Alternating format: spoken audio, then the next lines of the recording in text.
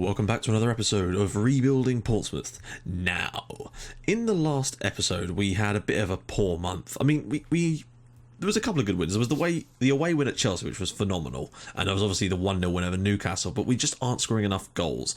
The 1-0 defeat at home to Southampton really did epitomise everything that I think is wrong with us at the moment.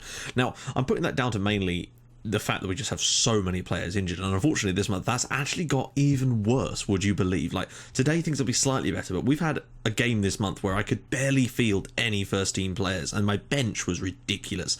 But before I do that, I just want to get into a couple of things that people have requested. So firstly, someone wanted to see Norman Millington's history. I'm not entirely sure why, but I did actually show this in a previous episode, but this is Millington's history. So he started off at West Bromwich Albion as a regen in 2016.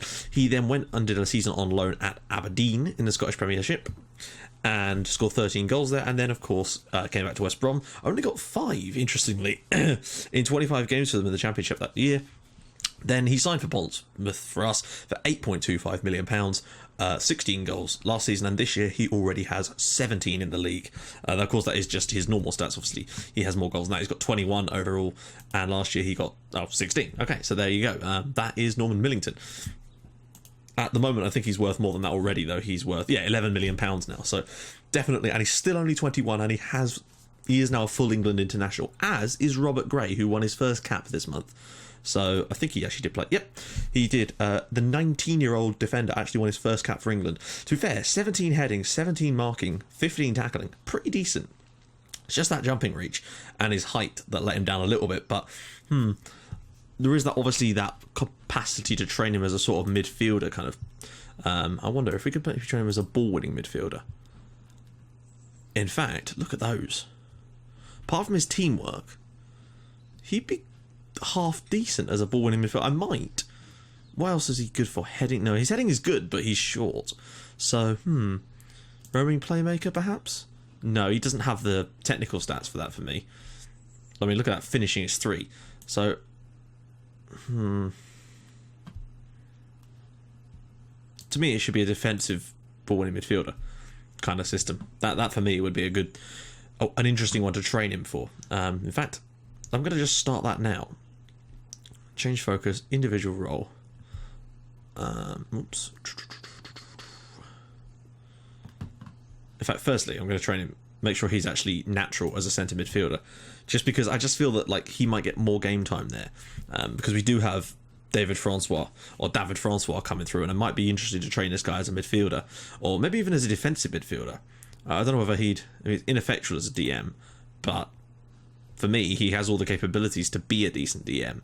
So we may have to look at that over the summer. Anyway, I'm getting a little bit sidetracked here. The other thing people wanted to see, which I'm just going to show you quickly, is player values. So we're going to go to, is it general? It probably is general. Right, so the most valuable player on the team now is Pedro Miguel Lopes Sousa, the 22-year-old Portuguese defender. £12 million is his current value, but then closely followed by £11 million of Millington and Musonda. Kieran Griffiths comes in just behind that at 10.25, tied with Ali Burrell and Milton Peralta, so he's come a long way. Jed Wallace at 9.25, then Tony Ivancic, still only 19, remember, at 7.25. You notice Ivancic is injured. He picked that up on an international game for Croatia, which was a pain. Marcelo, 6.5, not bad. Robert Gray, 4.8, Francois 4.7, Assenhouse 4.3, and you notice that Kenneth McAvoy is still worth £4.1 million, and I'm thinking in the summer we may have to move him on. Charlie Taylor is worth, I think, 4 million. It's 3.7 for Borges. Looking down though, you'll notice that where the hell's Jack Watmore? Oh, is he? Okay, sorry about that, guys. It's because he's been put in the bloody under-21 squad again. It's because he's been set available to it, rather. There we go. Jack Watmore, still worth £4 million, 25 years old. He's probably reached about the peak of where he's going to get to, though. Lucarelli, even, he's starting to come along, as is Dylan Verstraeten, only 17 years old, and already worth nearly £2 million. So I'm pretty pleased with some of the way these guys are going. Right, now let's get into the games from this month. There's not a huge amount of games. There was 2, in fact. But for the first game of the month, we actually hosted Leicester, and it was a really disappointing performance. Again, and it wasn't like we battered down the hatches this time, and like we only had 9 shots, 1 on target the entire game. But look at the lineup. Bachmann in goal. I mean, Martinez was knackered and I just had to give him a rest. Marcelo, the back four was okay. Marcelo Lopes Sousa, Watmore and Charlie Taylor, that's fairly decent backline. Not a big deal there. But what you'll notice is that Ivancic obviously played there, but then we had to play Robert Gray in the midfield along with Worley, Mantum and Rios. That midfield four was completely useless in this game. Yeah, they just did nothing. The two wingers, Worley and Rios, were not particularly effective. Gray just can't play in the midfield that well yet, and Mantum just isn't a very good player anymore.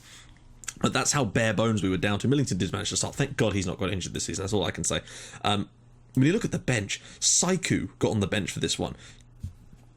Zachary Kumalo was on the bench because we just had so few options in this game. The amount of players we had injured, it was ridiculous. And they missed a penalty in this one. Leicester probably could have won this game. They probably should have, in fact. I think they had 4 clear-cut chances in this one. Yeah, they did.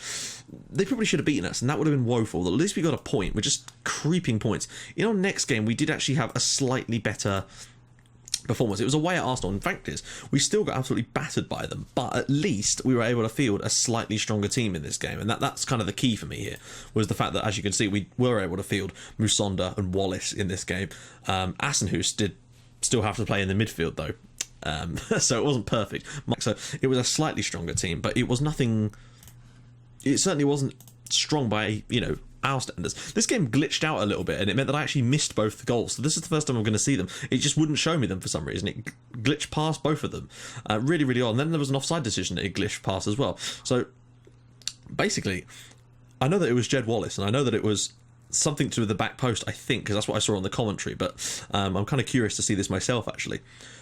Arsenal not having the best season, but they are still up in 8th, remember. They had a poor start, but they have picked it up a little bit now, unlike Liverpool, who are still right down there. Though they did win the Merseyside derby away at Everton. That'll please some Liverpool fans if you're watching.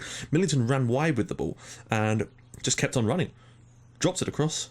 Rios back post, and Wallace with the lovely finish there at the Emirates to make it 1-0 Pompey. And I thought we might have a chance when that went in, but we've just been so goal shy this month. Well, I think it's because all the creative outlets we've got have just been stymied by the sheer amount of injuries we've got. Mandy's ball and a great header there by Romelu Lukaku. I mean, you're not out jumping him. He's a monster at the moment. And there you go. So 1-1 draw, which was not ideal, but could have been worse, I guess. It was a point away at Arsenal. And all of that basically leaves us 3rd in the Premier League. You'll notice that Manchester City are actually top of the league now. Admittedly, that is with, both us and Man United have a game in hand on them. Chelsea are up into 4th place now, and do of course have a game in hand on Stoke, which will probably make sure that they get the last Champions League spot. The question is whether we get one. So at the moment we're 10 points clear of Stoke going into this game. Stoke are the main rivals for us really to get top 4. Ideally I want to get 3rd if we can. I mean, the title for me is gone. I know it might not look like it because we're only 2 points behind Man United, but I just don't think we've got enough left in the tank at the moment with all the injuries that we've got. That is the main deal here. So our main target is to get 3rd, if we can. I want to try and stay ahead of Chelsea. The win would put them... If they win their game in hand, they'll be 7 points behind us with 7 games left. Stoke, if we win today against Stoke, I think that's pretty much secured us Champions League football, or as good as, because that would put us 12 points clear with 6 games to go. And to me, that is just... You're not catching them. We could lose pretty much, they're not going to win enough games out of those last few to probably catch that gap anyway. So I think today is crucial for that very reason. If we can win it, which would be a surprise considering we've only won 1 in 6 now, then we might really be in for a shot. But notice that only 32 goals conceded so far this season. We actually have, I think, the 3rd best defence in the Premier League this year. That is how things have changed amazingly, considering the systems we're playing are no different. Those defensive signings we've made, and I intend to make a couple more over the summer, but I really, really, really want to go for an amazingly creative attacking midfielder, or centre midfielder, or just someone really creative, and probably a left winger.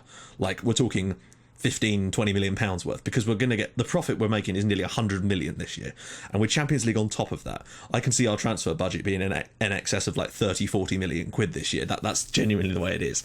So let's just quickly show you the squad, although I already have, but we'll just drop back and show you the stats of the squad, because that's kind of what you're interested in. We want overall.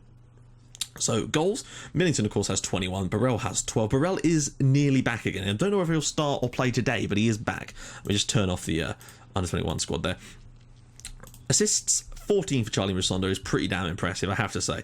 Player of the match, Norman Millington, Jed Wallace, and Kieran Griffiths amazingly, despite the sheer lack of games he's been able to put in for us this year. Pass rating, Borges, well, Lucarelli's actually done all right there. Yellow cards, of course, Ivancic and Watmore with 9 apiece. Red cards is Lopez Souza, Dominic Hyam, who's out on loan, and Borges. And average rating, Ben Osborne, really, but it's more like Charlie Musonda. So let's get into the game. Let's see what sort of system they're going to play. And then we can sort of adjust ourselves around that. Right, okay, so they're playing that. What's usually worked when teams have played that system against me is I've done our standard tactic with the defensive mid, but unfortunately it's not going to be Ivancic today. It's going to have to be Asenhus. Peralta is fit again, which is a bonus. As you can see, Kieran Griffiths is back, but well, actually he's not too bad. But then Musonda is also fully fit and he's firing on all cylinders, so I might just give him a break for today. And Peralta is also back. Jed Wallace is the one that's looking a little bit jaded. You'll see Ali Burrell's on the bench, but his match fitness is not really up to scratch yet. He's getting there, though. I don't want to risk him, though, because if he's not match fit, he could end up injuring himself again. That's not the last thing we need right now. So other players we've got injured, it's just Ivancic and Lucarelli now, actually. Things are starting to get a bit more stability back. If we can actually get a couple more players back in these last few games, so with Burrell back especially, gives us means I can actually take off Millington in games, because he's been playing the full 90 pretty much every game now, and he's doing it well. He's an absolute king, frankly. So yeah, that's basically the way things are going. We're looking a bit more like it now. I'm hoping that if we can avoid any dodgy injuries for this last part of the season, we should, in theory, be able to get ourselves a decent finish. Hopefully we can win today and that will really kick on for us, but only time will tell if that's actually going to be the case. The win, as you all, top of the league again, amazingly, but I just don't think that's really within our sort of reach. That being said, we do have Man United at home, and if we were to beat them, you just never know. Though with the way City are playing lately, they've completely crept up on everyone and jumped over both of us, frankly. So yeah, let's just get into this and see how things go. Liverpool, as you can see, have now moved 4 points clear of the relegation zone with a game in hand, so you feel they probably aren't going to go down, but Newcastle look done for. Even Sheffield United have no, they don't. I think those 3 are probably going to be the 3 that go, it would appear. Right, let's get into this. Well, it's Baz Janssen is the one we've got to absolutely... I mean, Savitsky's incredibly good, but Janssen is the one. I even looked at Kuro as potential to bring in him as our sort of... I said I wanted a big signing for that kind of role. I was looking at Kuro, but I don't know. I think I'd prefer someone that's slightly younger, perhaps, because he'll be slightly cheaper and he can evolve into an awesome player. Right, come on, guys. This is huge because after the month we've had, we really do need a win, and I'm hoping that a win against Stoke, because the thing is, if they beat us, then suddenly they're only 7. I mean, they're still... Let's put this into perspective. If they beat us, they'll be 9 points behind us. Musonda with the free kick, Millington on the rebound, and it's in the back of the net. I think it's an own goal, though. Oh, he's offside. Fuck me. Millington does seem to get a lot of offside goals, and rightly so. He's offside. It's, even if we do lose this game, I think we'd be 7 points. Yeah, I think we'd still be 7 points clear with 6 games to go, and I think that would probably still be fine for us. But I'd much rather win, because for me, that wraps it up for us. Stoke are a bloody good side, though. We may have to push more attacking later on, because I do want to win. Although a draw wouldn't be the worst result, I need to get us a win just to try and get some of that confidence back. Get us back onto a winning run. We've gone a couple of games without losing. Now we need to get a win. Berhalter's just going to shoot, yeah. I wish those weren't counted as key highlights. Like, why is that a key highlight? Nothing about that is key. It's been a really poor first half again, actually. But we've stifled Stoke, and I'm just wondering if we should just try and continue to stifle them. Because I know it feels like we're limping over the line, but I don't want to go for this and risk losing it, because it is hugely important that we don't lose to Stoke today. A draw isn't the worst result. We'd stay 10 points clear, and with 6 games left, that's still pretty difficult. I think we'd actually go 13 points clear if we win here, not 12. So Stoke are looking a little bit better now, though. Right.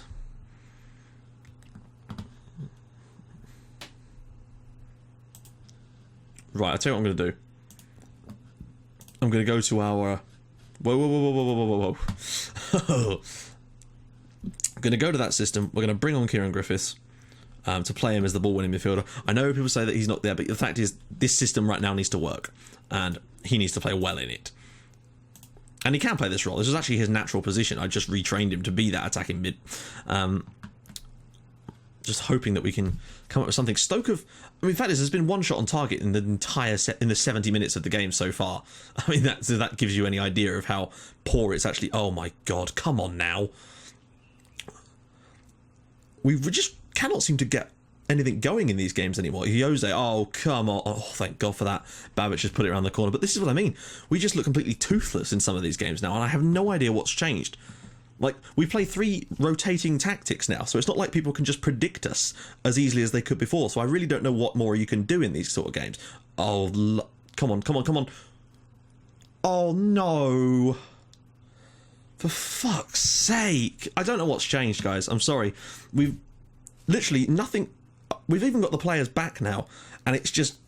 The whole thing's just died on us, it seems. There's just... We don't even get shots in games anymore. And what is that?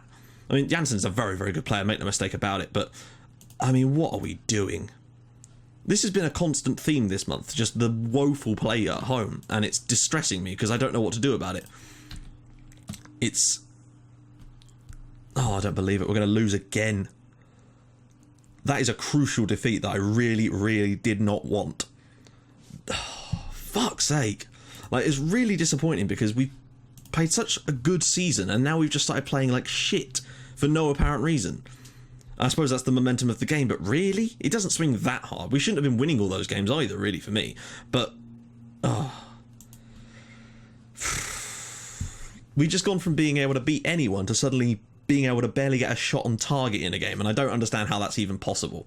Like, I'm sure they're learning our tactics fine, but we've got 3 that we rotate now. It's not like we play the same tactic every game, and we even changed our tactics in this game, so unless they've changed the dynamics of the entire game, that means that basically no matter what you do, they'll learn your tactics, which is, I guess, fine, but at the same time it makes it a little bit boring, because then it means that you're never going to be able to come up with a tactic that's going to work for you. And okay, well, there we go. Another fucking defeat.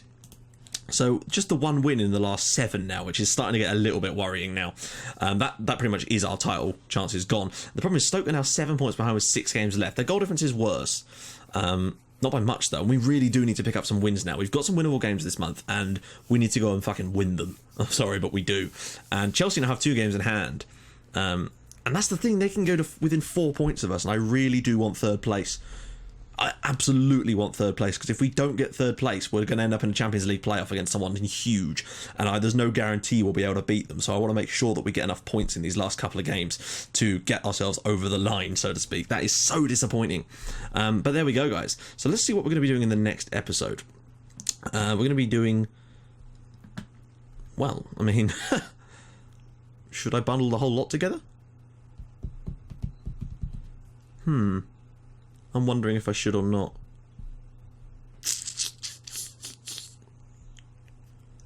What I might do... Nah, okay, no, we will do the last game of the season. The next episode will contain all of these matches, basically. There's no point in doing an episode with just 1 game in it. Actually, no, there is. There is a point of doing that, right. So the next episode will be the Huddersfield Town game, and we will do a separate episode for the Spurs game, purely because I want to do, and you guys wanted me to do, a section in an episode where I...